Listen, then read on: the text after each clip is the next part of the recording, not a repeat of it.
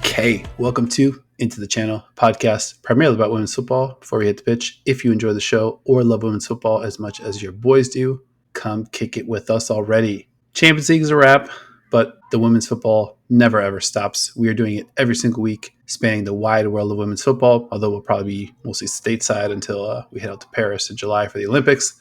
With that out of the way, though, subscribe, follow YouTube, Spotify, Apple Podcasts, or wherever you like to watch or listen at ITC_pod on X. I am your host, Dino De Cespedes, and as always, I am joined by my co-host, Mr. Grant Engel. What is up, man? I'm feeling fantastic, buddy. We have had 48 hours, a little more than 48 hours to kind of decompress after a great final between Lyon and Barcelona, obviously culminating with like an all-time moment with the Putellas goal.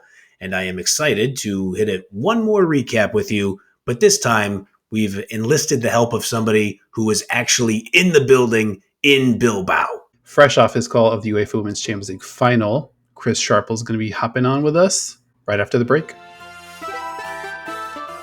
Okay, we are joined right now by a very special guest, fresh off his call of the UEFA Women's Champions League final, alongside the great Lucy Ward, future friend of the pod, Lucy Ward, that is. What a duo, by the way, on the ones and twos. Goodness me. But back to our guy here, one of the voices of the Bundesliga, one of the voices of DAZN's coverage of the UEFA Women's Champions League, Chris Sharples. Welcome to the show. Hi, guys.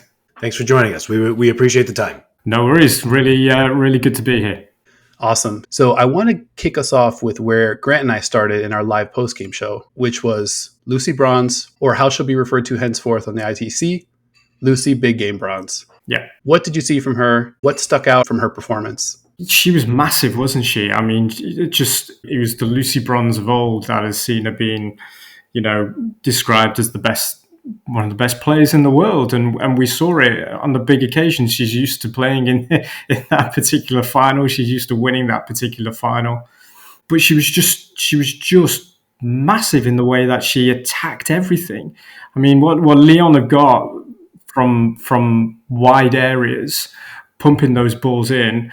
I mean, she was throwing herself for a lot of things. She was getting her head in the way where she needed to be brave. And she just gave Carolina Graham Hansen a really good, made her a great outlet as well. So, for all the dirty work that Lucy did, it then just, when they were able to then break down Lyon and send Carolina on away, all of a sudden, Lyon are in trouble.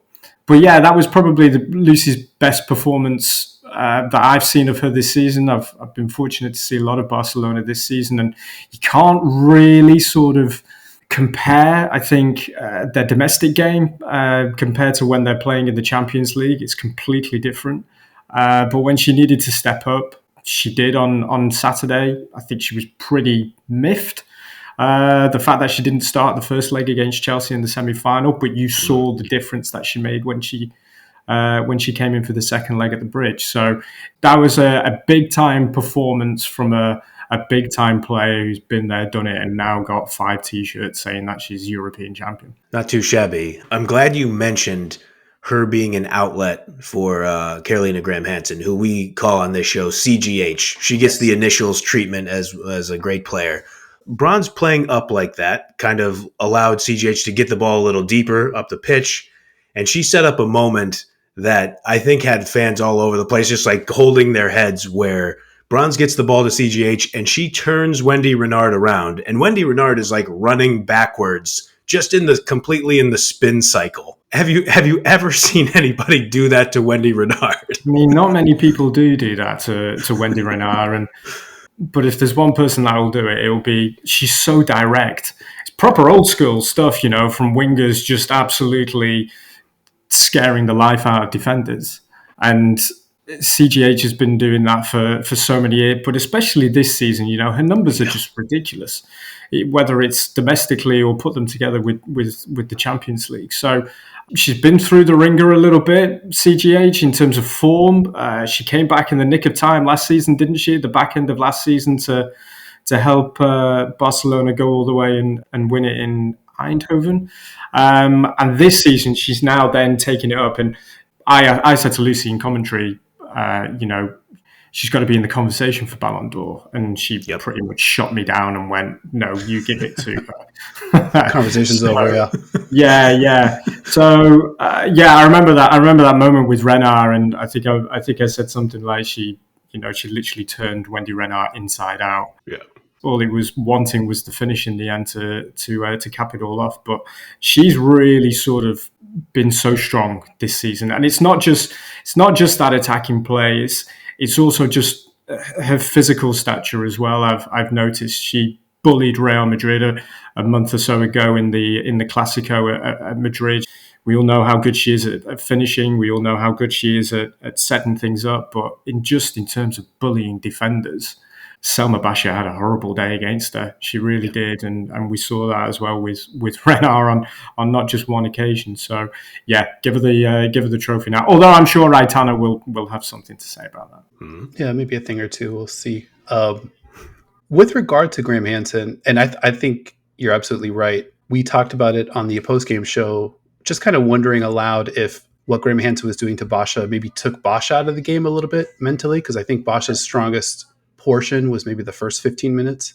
Yeah. She was on the ball a little bit. She had the corners, but she had such a rough time defensively. And, Graham Hansen was just absolutely in her head. What do you think was different about what CGH was able to do against this Lyon side that maybe she wasn't able to do against Chelsea?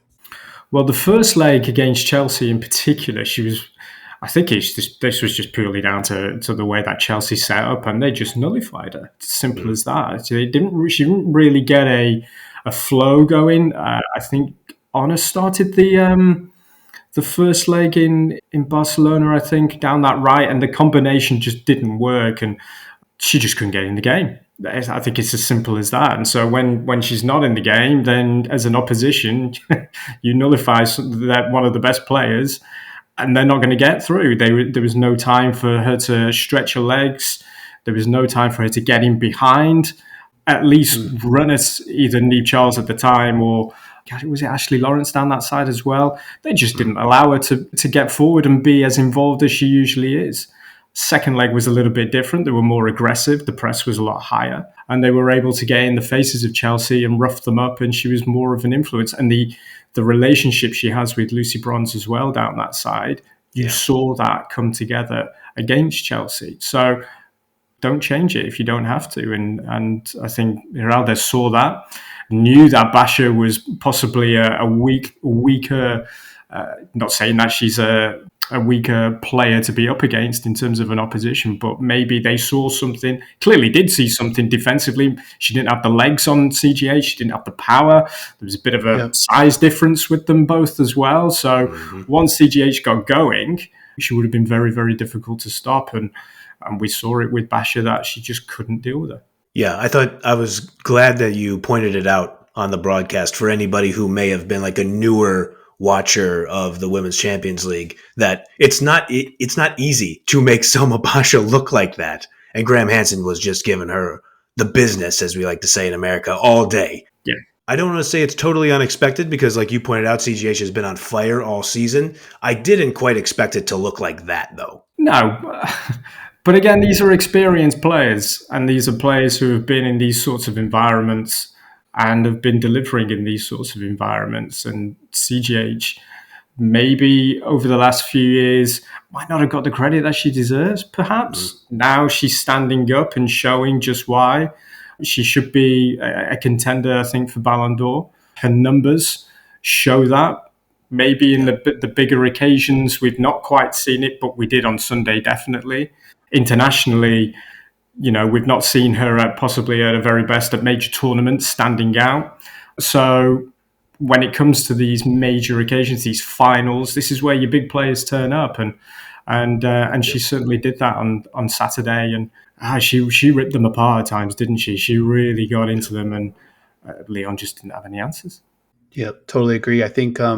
Well, let me ask you this, Chris. We talked about this on the show. We kind of had like the player of the match, but obviously fresh, having just watched the final. When you think back on this one, 2024 Bilbao, you're going to say this was the player X match. Who do you think is going to stick out above the rest in terms of like who you'll remember from this one? I mean, I think overall, in terms of a performance, I think Lucy Bronze But, myself and Lucy Ward were pretty adamant on that she should have been given, or she was the player of the match. From our case, I know Aitana, I think, got it in the end. So in terms of a whole performance over the 90, I think her performance especially sort of shone in particular. And you can put CGH alongside her as well. I don't think there's too much between them two. Yeah. But I think overall the final is going to be remembered for the second goal and what Alexia did, and the finish, the celebration, the carnage behind the goal. Like I said, for the call, it was written in the stars what she's been through, what she's had to go through personally and on the football pitch. She's managed to get a new contract, which I don't think could have happened. That she departed the club, that was just not an option. So they managed to get that over. She's just launched a new foundation this week as well. So, but for the injury and everything, I think it will be certainly remembered for that moment. Definitely iconic stuff. And I know announcers you guys tend to be humble folks, and you don't want the match isn't about you, but saying it's written in the stars seconds after it happens, buddy, A+ work out of you, Chris. That's a great call. Cheers. Yeah, you just say what comes out of your mouth, and you hope it makes sense and you hope it fits the moment. I mean, there's a lot of times where you do say things, but it's probably more like the things that you don't say when you're calling games like that. And there was so much stuff you could have said over that moment. Thinking about where she's been, to come off the bench from where she's been injury wise. She is the queen. She is the queen. But there's also those moments where you can say something and then you just let the pictures tell the story. Yeah. And I like to think that we kind of did that sort of after I said that line, because the emotion from not just the fans, but the players especially going over to her. She's still the queen. Aitana might have taken that Ballon d'Or off her, but she's still the one.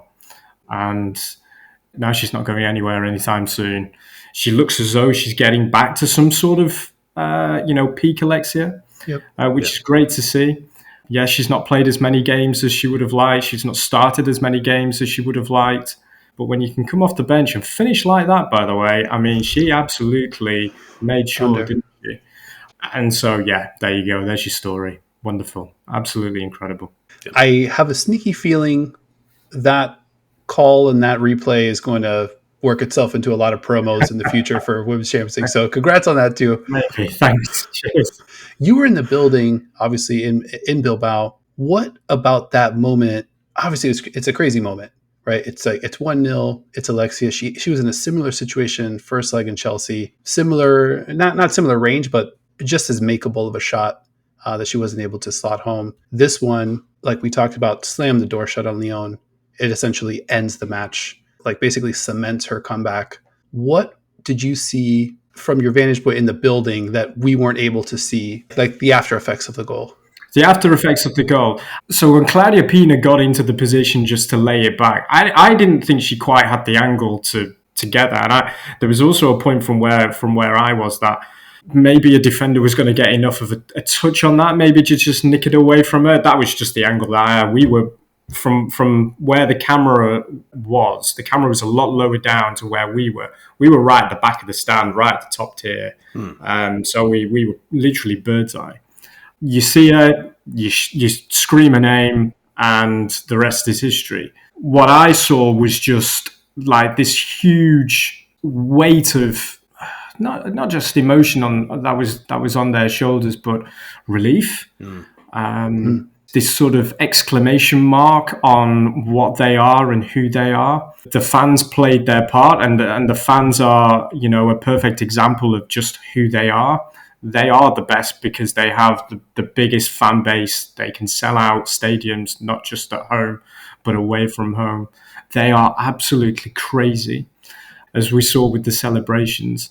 But in terms of the players, this sort of relief and this weight of, this hoodoo had finally finished. They'd never beaten Lyon. They'd been beaten by them twice in a final before. They'd been blown away by them in finals before. So the fact that they were able to sort of stamp down that marker now of, yes, we've beaten you now. We've made history. We've won the quadruple for the first time. We're coming for you. it was a statement win. We're coming for you. We're coming for your record. And Wow. Vic Miedemar, we had as a guest of ours. She put it absolutely perfectly, saying, they're coming for 5 in a row that Lyon did. That's what Barcelona want to do. They want to absolutely dominate this now. And they've punched a big hole in what Lyon are all about. I think it's going to be tough for them. They're still going to be one of the favourites to come back, but I think it's going to be tough for them to get anywhere near Barcelona because they just continue to produce, and they continue to have this aura about them now, which is just so dominant in the game. So good luck to anybody getting near them, to be honest. But yeah, that was probably the main thing that I took from it, that it was just this: we've done it. And this is who we are. We are the champions. We deserve to be champions, and we're not going anywhere. Felt like that shined through, even through the cameras a little bit. As one of my favorite parts about football, you see a massive goal like that as the camera's shaking, because like you said, those 45,000 Catalans are just losing their minds in the stadium. I think you talking about kind of the future for Barcelona and what they're looking to achieve. I think that's a perfect segue into Jonathan Heraldez leaves a quadruple winner. They're the undisputed best club in the world. And I realize in hindsight, people might think it's easy to kind of point this stuff out now. But what did you like about Heraldez's game plan, the substitutions, anything that kind of stuck out of why this guy is so heralded, headed to our side of the pond, by the way, to now manage the Washington Spirit? Who are owned by Michel Kang of Lyon. Interesting. The stories are just ridiculous. I love that. Connecting the dots. Yeah. I don't know. I think he's a very clever young man. Let's put it that way. Still, I mean, it's ridiculous how old he is and where he's come from and what he's done. The intricacies that he goes into. I mean, somebody might describe him as maybe a bit of a laptop coach. But the way that Barcelona play, the philosophy that just runs through every single sport that is associated with that club, is well and truly there. I don't think he did anything. I don't think at the point when he was making the changes, they were on top. They were really on top. It was a case of like, right, okay, let's properly go for them. Let's really go for it now. We need to find the answers. And they did in the end. He brought on Honor, which was a bit of a mover for Fridolina Rolfo as well. So he offered a bit more freshness down the left, and she was involved a lot, certainly. When she came on, she really did have a bit of a real influence. We saw Aitana throughout the game as well, sort of grow into it. I thought she actually had quite a quiet game, to be fair, until she took a chance with the goal. And then we saw her at her flowing best and dropping deep, coming to get the ball and starting to work things. But I think he's got such a trust within his team now that they know exactly what they are expected to do. And so he's there. Yeah, he's quite animated at times on the sidelines, but he's somebody who's constantly learning. He learned so much from that first leg of the semi-final against Chelsea. He got it wrong. He got it completely wrong against Chelsea. He doesn't make many changes when he does make changes as well, sort of in terms of like starting 11 for the big occasions. I think he only made one from that semi-final second leg, which was Mariona coming in. Yep. So there's a huge amount of trust there. The players know exactly what they have to do, and he lets them go and do it. But I don't think there was too much there to notice. I just think that the changes made, substitutions-wise, made them just a bit fresher because Lyon were really struggling with fatigue at that point, certainly from 60 onwards, I think. Oh, yeah. And when you can bring on the power that they have from the bench as well, I mean, it's just ridiculous, really, when you think about it. And they were the difference makers in the end. There is a thing that Dino and I joke about. We talked about on the post game where he'll make subs. Like, I thought Rolfo put in a good shift, but then he brings on Battier, and I go, ooh, that's a good sub. And then I see him make these subs, and I do realize, I think these are good subs because he's just bringing on more world-class players. I think there is a bit of that, but he is pulling the levers at the right times. Yeah, he is. I mean, his background's, in terms of the analytical side of it, his background's fascinating from working, even with the Catalan Federation and things like that. So he's to the point absolutely. But he's pretty calm, and you see him on the sidelines. He's not getting too carried away down there. When he's talking to the media, he's got a very calm head about him. And good luck to him in America. I hope it's a terrific success, and for him, he's going there. He says because he wants to become better, not just professionally, but he talks about being a person as well, being able to adapt to culture and to something completely different. I mean, it must be pretty draining to try and keep all of those superstars happy. Yeah. Oh my God. Playing in a league as well, which is very, very one-sided. It's a different test for him now. It's competitive. It's a very competitive test for him now. And yeah, good luck to him. I hope he's a great success out there.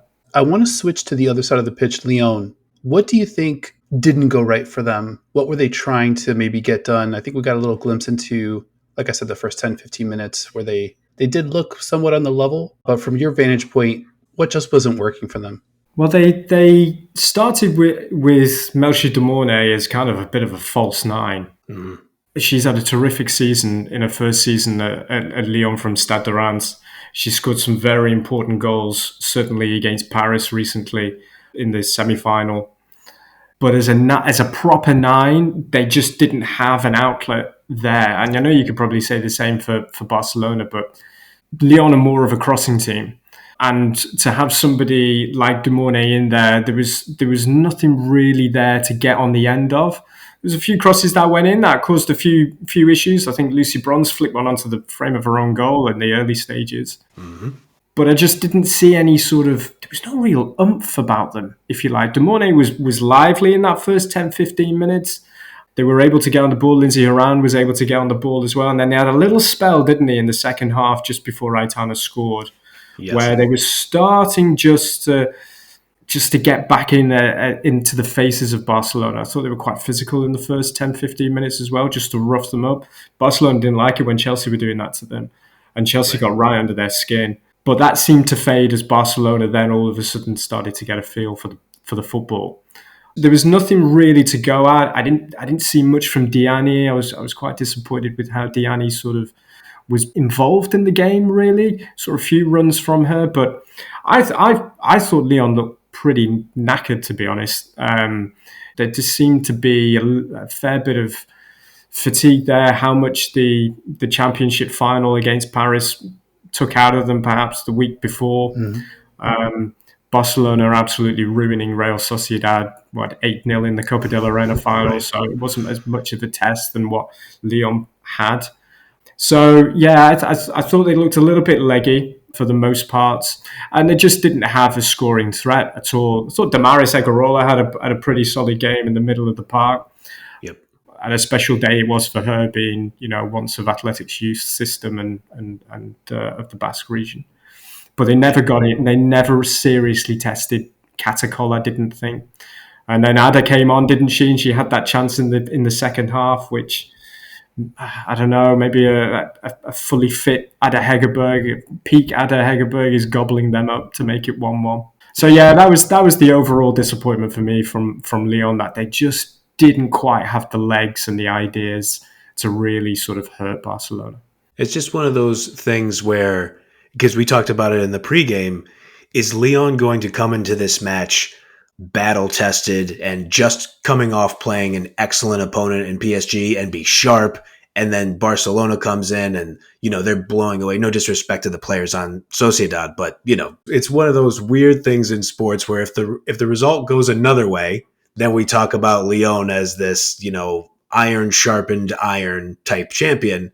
It goes this way, and it's like, maybe they were a little leggy. And I think you're spot on about Diani and Cascarino. They were frustrated throughout most of that match. They were. There was a few moments. Cascarino showed some sharp feet at times, but it just wasn't enough, guys. I didn't think throughout the whole of the game. And let's not remember as well, the pressures of playing in a final. A European final for Lyon, who are, they are the all-time greatest, aren't they? So the pressures are weighing on their shoulders of that. And also, out of 50,000, they're probably playing in front of 48,000 Barcelona fans. Right. They only had that sort of strip behind the goal, didn't they, of white down at the other end. So if you're playing that over a quarterfinal, for example, two-legged affair, and you're losing 2-0 away in the first leg, you're probably thinking, well, okay, we're still in it. We can take that back home and we can have a bloody good go at it in the second leg. But because it's a final, dealing with the fact that they probably felt like they were away from home, I'm sure played a part in the overall performance from Lyon.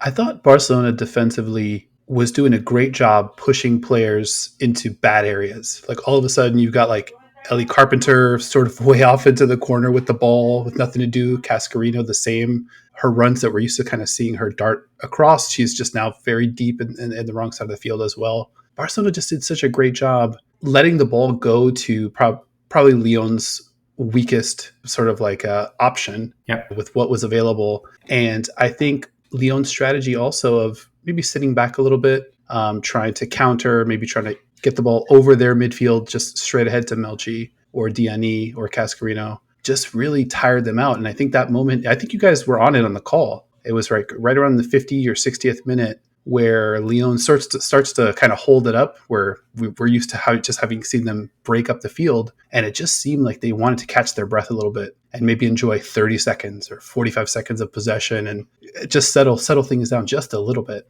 Yeah, I mean, Ingrid Engen has filled in alongside Irina Paredes.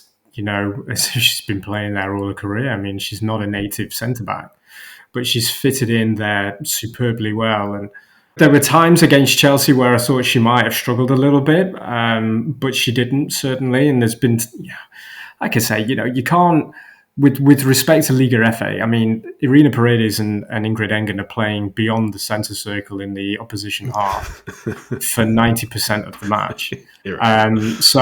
But as a solid unit, we touched on it at the start, didn't we, with Lucy Bronze, as a real solid unit, those high balls were testing them at times. I thought Irina Paredes was batting them away bravely as well as what Lucy Bronze was doing in the first half. Oh, yeah. But there does seem to be a really good understanding between Paredes and Ingrid Engen at the minute. Once Mappy's fit, Mappy's back in. I don't think there's any doubt about that. Yeah. For the time being, they filled in so well. Yes, the question marks were there as to whether they could deal with the power and the accuracy at times from Lyon with their front three. But it never really got going. There was some high balls in there that they were able to steal away. But they were just aggressive, guys. I thought they were just really aggressive. It was like against Chelsea. They were just right in there. They were winning those balls and they were getting onto the second balls as well. So there was no real sustained period of the match, was there, from Lyon? There was little bits here and there, but nothing too sort of consistent. And in the end, once they were able to break and they got that, once feed Carolina and she will go on. And then before you know it, Barcelona are up at the top end and they're keeping the ball for 5-6 minutes, passes galore, and it's just so demoralising, isn't it, when you're on that opposition as the opposition and you can't get the ball. And again, they just didn't have the outlet as well when they wanted to get going, so it enabled Barcelona to play higher up and stop any sort of breakaway. So yeah, just a really strong performance from Barcelona when they needed it. Real quick, I wanted to shout out Sam Ewis and the Women's Game podcast. I listened to their post-game show as well. She had a great quote about playing against Barcelona in the Champions League for Manchester City. She said, "You can't keep the ball, you can never rest." And I thought that was exactly what we saw against Lyon. Absolutely. Yeah. They're just a ridiculous team, Barcelona. I don't know what other words you could say, really. As we have covered the Champions League since the group stage, there's just been a lot of times where you could almost see it on other teams' faces when they start bringing on the subs, and you can just kind of see everybody looking at each other like, okay, I guess they're just bringing on a bunch more world-class players to come and wear us out. We're 65 minutes into this thing, and now we have to deal with all these new looks. So it's almost weird to see it happen to Lyon, though, with as dominant as they are. And Dino and I had chatted about it too, of Lyon is pretty clearly the second best club in the world. And even them, the margin for error for them is just tiny against Barcelona. Yeah, I mean, like I said, I don't see anybody getting near them, to be honest, anytime soon. In terms of competition for the title. I mean, that could all change on a final. Barcelona just have Sure. enough there, But in terms of where I see everybody now, with regards to what's happening in Germany with Bayern, times are changing with Wolfsburg now. Tommy Schrott's on his way out come the end of next season, so whether they go strong, but they're probably not going. Well, they're not going to have Eva Payol there because she's probably going to be lining up in a Barcelona shirt, if you're to believe any sort of reports. Bayern will invest like they usually do, but can they get close? They didn't this year. They were really poor in the Champions League. And then you look at England and the consistency. So will Chelsea be there? But Chelsea are going to be all new with Emma Hayes having gone. How far do Arsenal push? They've got to get through the qualifiers again. And we all know what happened this year. Same with City and how disappointing they've been over the last few years in not getting through.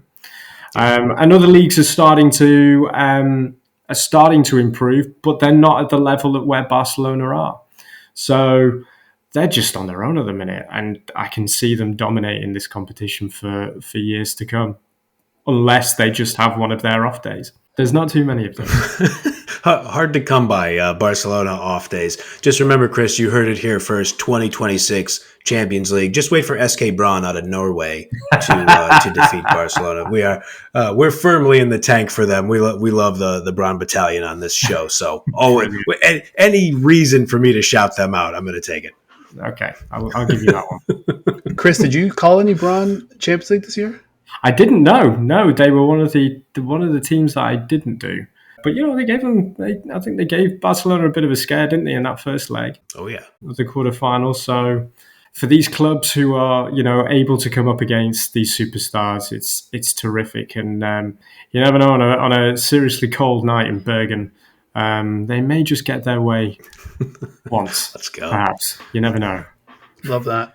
Did you, Chris? Did you have any matches previously outside the final that you'll remember? The first leg in Montjuic was pretty cool, just because that was a proper dig-in performance from Chelsea, and they were well worth their win. I mean, it could have all changed at the end if Alexia had scored.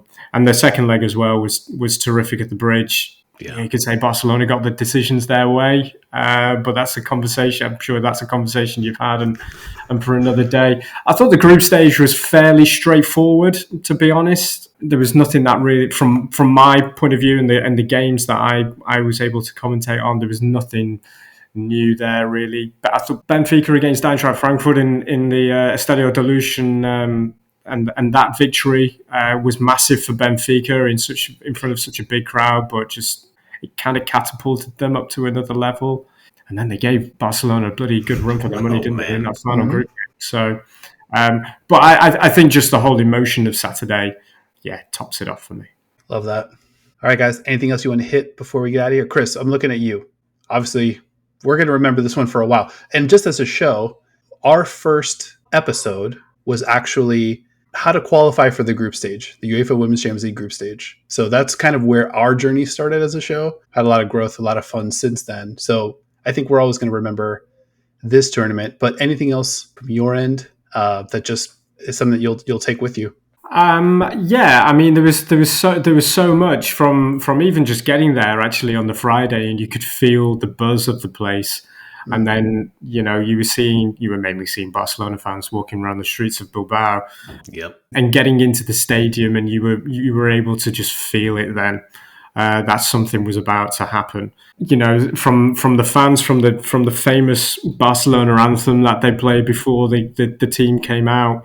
It really was something quite special. Just like goosebumps. I remember turning to Lucy actually and just showing her my arm, and you could see all the hair standing up. It was quite something. So that would be my main takeaway, I think, just the way that the fans embraced it. Everybody embraced it. I mean, it was a who's who of women's football at Bilbao Airport on Sunday when we were coming home, and flying out of Manchester as well, when you're seeing the likes of Jill Roord, and Nikita Paris and Alex Greenwood on the flight as well. There were other players too. You just felt something. It was big. This was the biggest one, and this was the one that they really, really wanted as well. Barcelona with history on their side in terms of getting that quadruple. So, just everything about it really. It was a beautiful day. The sun was out, blue skies. It was perfect conditions, and in the end, the best one in the end. What more can you ask for? All right, gentlemen, I think we did it. It's been another episode of Into the Channel. Thank you for watching, listening, liking, subscribing, just playing, hanging out with all of your boys, all of your gentlemen here, recounting this final. It's probably the last recounting of the final we'll do here on the show. Remember, like if you liked, and subscribe or follow Into the Channel, YouTube, Spotify, Apple Podcasts, or wherever you like to watch or listen, at ITC_pod on X. And a big thank you to my co-host as well, Mr. Grant Engel, for never being shy about, sharing the ball, sharing the mic, just kind of creating some space here for us to kind of get into some fun women's football storytelling. I appreciate it, buddy. And, Chris has thrown out the Manchester references a couple times. Obviously, we are we are down the middle journalists here, Chris. But you know what? I'm never afraid to hide the colors.